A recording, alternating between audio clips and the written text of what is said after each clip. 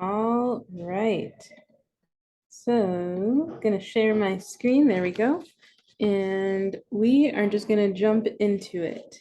So, we started off our meeting just with a little check-in. I like to do roses, thorns, and buds. Basically, a rose is something good that happened to you today, or during the week. A thorn is something not so good or a challenge that happened, and a bud is something you're looking forward to. I do care. I do want to know these things. So please email me what your rose, your thorn, and your bud is.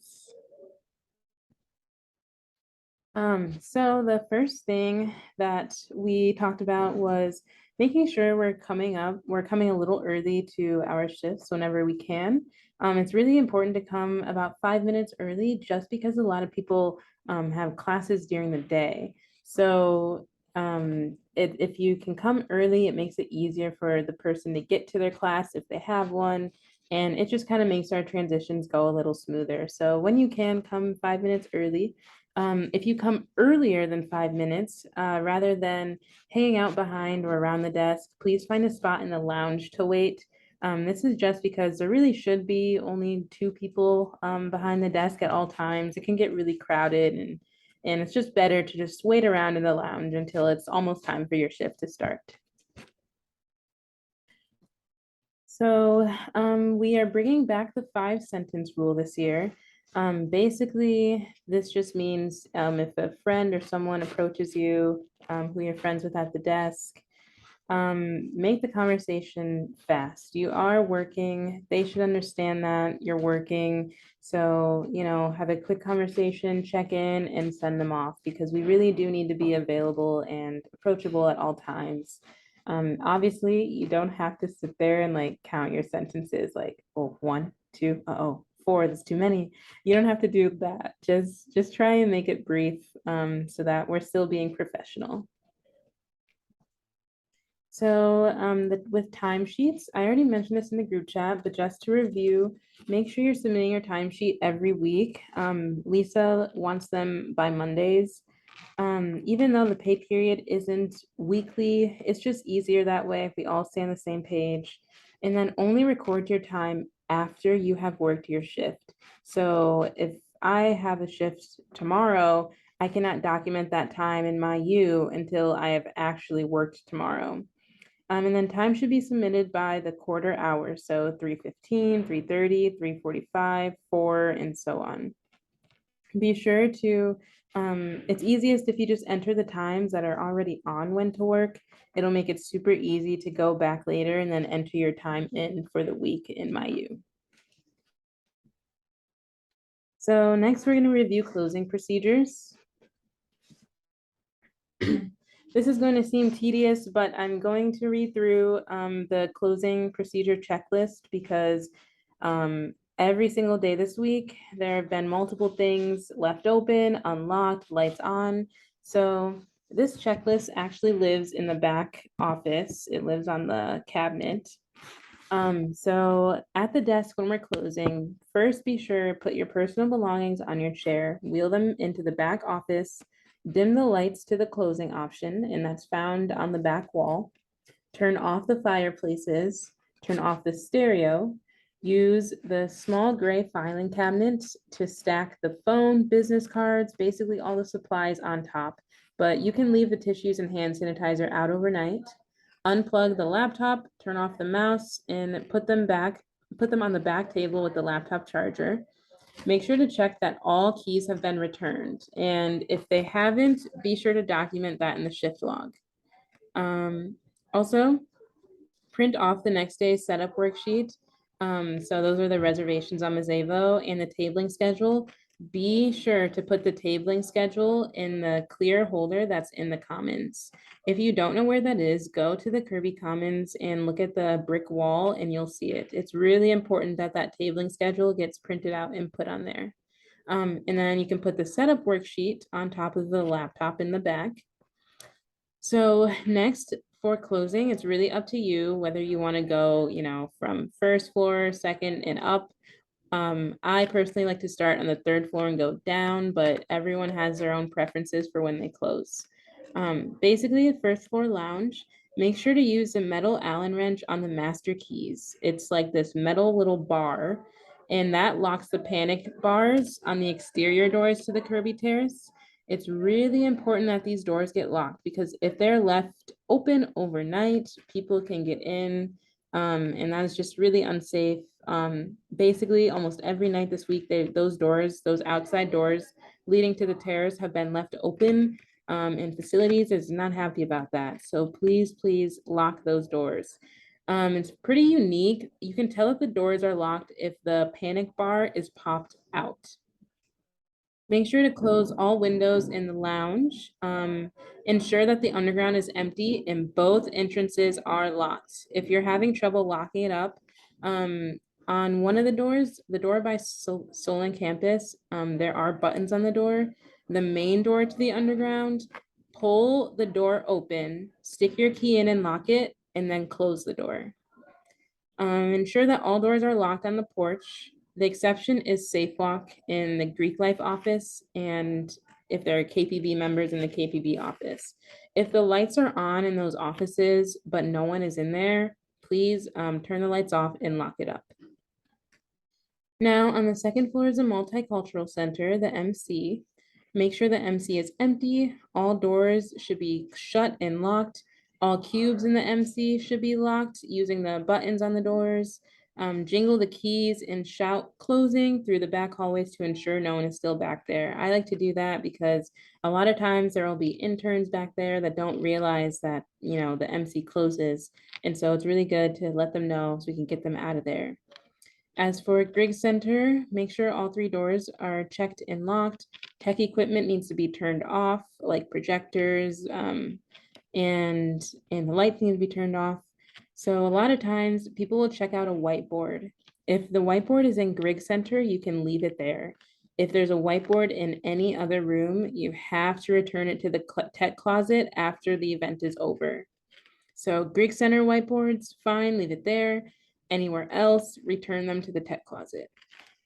As for the 3rd floor, in the rafters, make sure to check and lock both doors, wheel the podium back around the corner, pull up the projector screen, and turn off the sound system around the corner by toggling the off switch.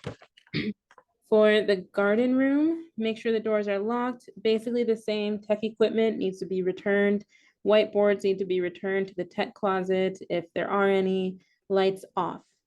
The ballroom, the same. This back hallway behind the ballroom, basically the same. Lights off, tech equipment returned, everything cleaned up, and the same for Split Rock and Gooseberry too. So at the very end, make sure to check the setup sheet and look for any open circles because that notes that equipment has been set up. But I don't know why I got cut off there. But anyway, yeah, so that's closing procedures. So until our next meeting, so for about a week, closers must take the checklist around with them that lives in the back office and check things off as they close. Returners are included. This is because we're really trying to master closing procedures early in the year so that we don't run into issues going forward. And just based on everyone, I just think that we need a little bit more guidance with closing procedures. So when you do this, please write both initials with the marker. You can write on the back of the sheet, the front, doesn't matter, and text me a picture of your completed checklist with your initials, like right after you close. And you will be held accountable for doing this for the week. So once again, this is until our next meeting.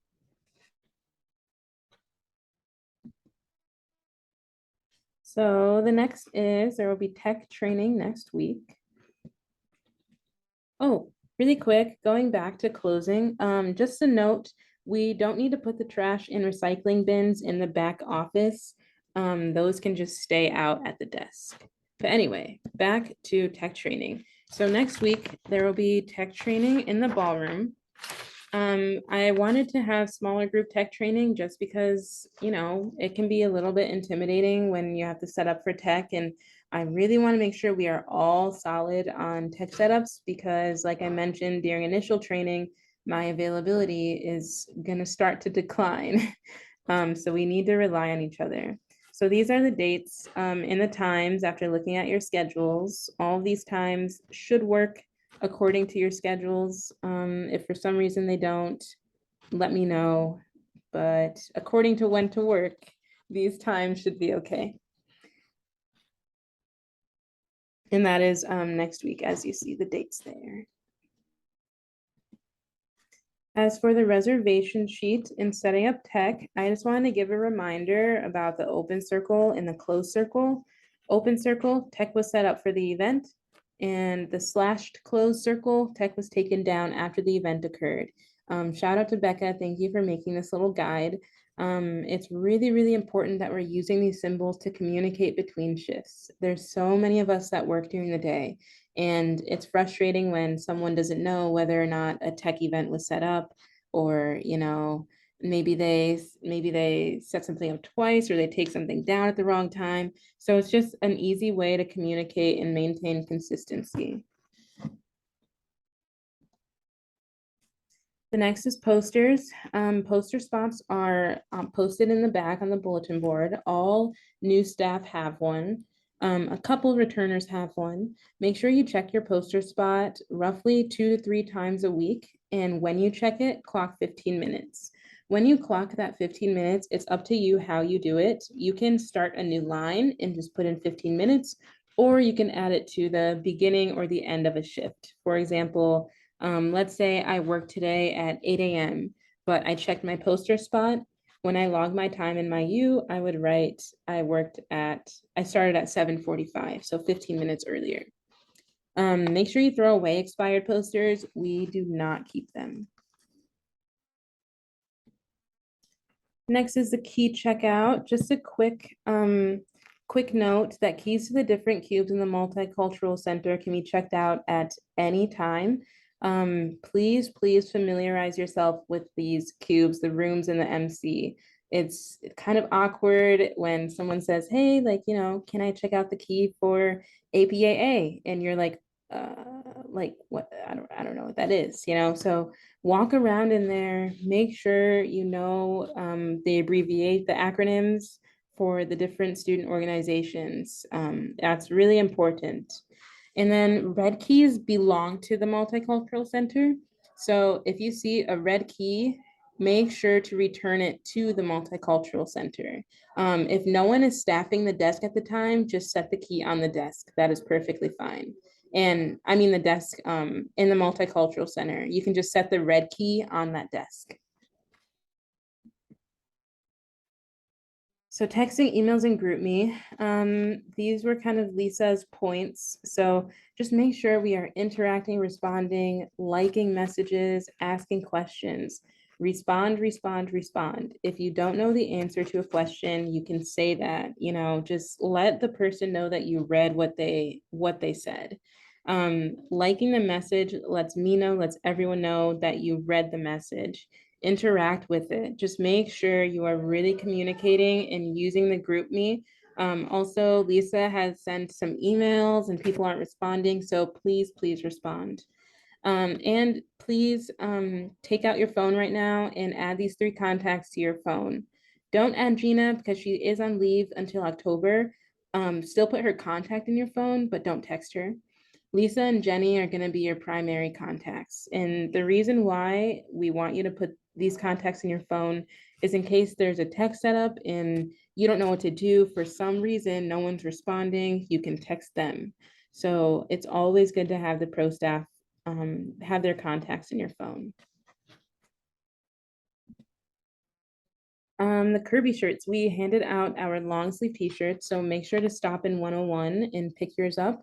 There are also some extra shirts from Bulldog Beginnings. Make sure you're wearing your Kirby shirt on shift. This is a behavior that is documented if you do not, and it results in the lovely corrective action policies. So please don't make us have to go there. Just wear your Kirby shirt, keep it in the back office if you need to. And there will be I worked with pro staff to set up a Kirby store. since I couldn't really work around the 2-shirt uniform policy. So that'll be happening in roughly 2 weeks. And at the Kirby store, there will be different like hoodies, there will be fleece, there are some sweaters, there are more t-shirts, there are some hats, basically just with their Kirby logo that you can purchase if you would like to, like if you want more than just 2 uniforms, but it's definitely not required. And you will be notified when that store is up and running. A big thing that Lisa wanted to talk about was the importance of just being approachable at the desk. I like to say, you know, when we're working at the desk, be prepared to be interrupted. If you are working on a homework assignment that just takes up so much, like it has to take up so much of your energy that you're, you know, head down, buried in a textbook, buried in a notebook, that is not approachable. We have to be approachable at the desk because, I mean, we're working, we're doing our job. Homework, unfortunately, is more of a privilege than, you know, just a part of the job. So I personally don't want that to be taken away. So please, please, please be ready to be interrupted. If something takes up too much of your energy, find a different assignment to work on that you don't have to pay attention to as much. This is a really important one. Then we just went over the appreciation box. Basically, just to sum up, we got a few shout outs to the returners for helping with training. I think Becca, you're the only one who didn't make it to training, the only returner. So thank you so much for going above and beyond, for making guides, for helping out with training. And we're gonna keep using this because I think it's just a really great way to show our appreciation to each other. And I've got some pretty good prizes. So if you want to give someone a shout out, feel free. So that is all for training. Please send me your roses, buds, and thorns to let me know that you went through this PowerPoint. Because like I said, it's really, these meetings are mandatory so that we all stay on the same page. When you send me that email, when you send me that email and I respond to it, you can clock time. I have to ask Lisa how much time. I think 30 minutes, but let me ask her first and I will get back to you. But thank you guys for watching this and listening to my lovely voice. I hope you have a great night or day, depending on when you're watching it. Bye.